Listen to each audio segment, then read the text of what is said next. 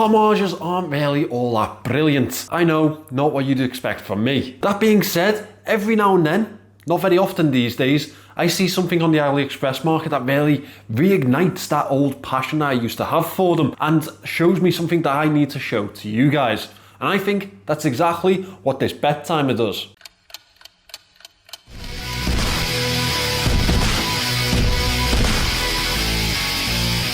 Hi guys, my name is Jason and I am your watch guy today. I am back on the homage trail today, and that's because I simply could not ignore this girard-perregaux Laureato homage from Bettimer. A very underrated sports piece in the watch market if you ask me. But this homage from Bettimer will set you back a 70th of the price. And even with that type of value, it still packs an incredible amount of quality.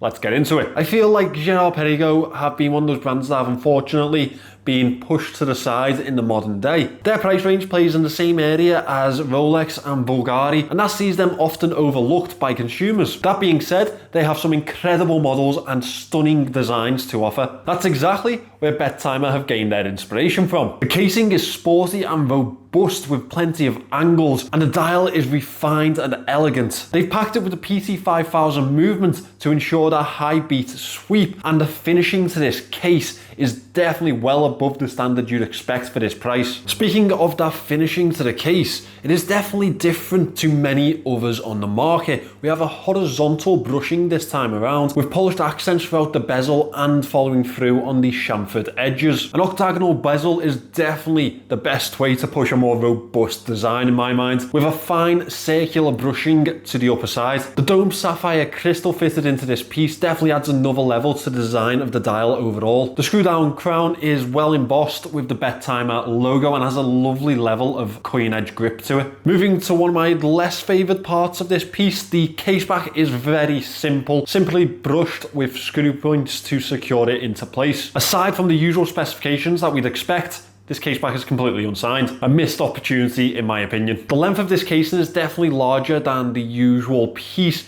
That is due to it being an integrated style, but with that being said, the curvature to the lugs really does help with the fit. It does still come in below the 50mm mark, being around 47mm lug to lug. And while we're at it, diameter 40mm, thickness is around 11. The dial has a clé de Paris pattern to it, which is very suiting for this model. It adds to the overall design of the piece, and you know that I love a textured dial. The indices are applied throughout, but they do have a darker border to them that really does help them fit into that dial color much better, helps it blend well and suits the handset very well. Personally, I always think a darker border to an indice makes it pop much better. The 12 o'clock index has been replaced with the Bettimer logo. That's a high polished finish, and I think that really does add to the piece. It almost makes a feature of itself in that way. My favourite thing about this dial is definitely how the indices stand off it, really giving a very 3D effect overall to the piece, something that I always love in a watch. It distinguishes it much better than any printed or embossed dial that you'll see. They've hidden the date wheel at the 3 o'clock with a colour matched wheel.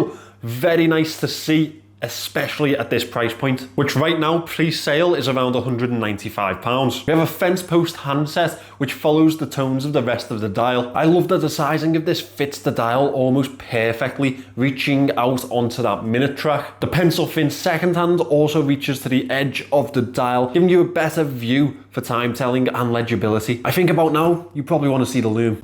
Let's be honest here, there's absolutely no way that I can criticise this Lume. It's very well spread, it's well applied, and it's bright as hell.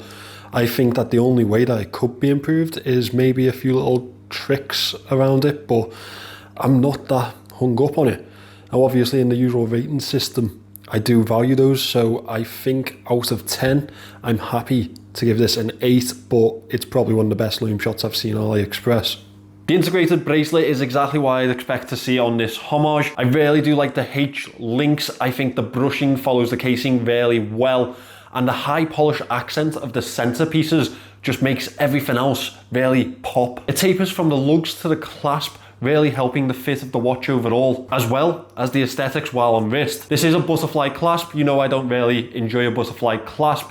It is, however, signed with the Bettimer logo, which is definitely a lot better than a lot of brands that we see using these bracelets. I've really enjoyed wearing it. It fits really well to my wrists, even if they are on the smaller side. And above that, it's a very nice everyday piece for me. I don't have to worry about it being too expensive to wear anywhere I want, but it definitely looks the part no matter where I take it. I definitely fell for this piece as soon as it arrived. It always gives me a little bit of a smile factor on wrist, and I think a lot of that comes from the price of it. It's using a much better movement than we usually see on the AliExpress marketplace. The finishing is definitely a better standard.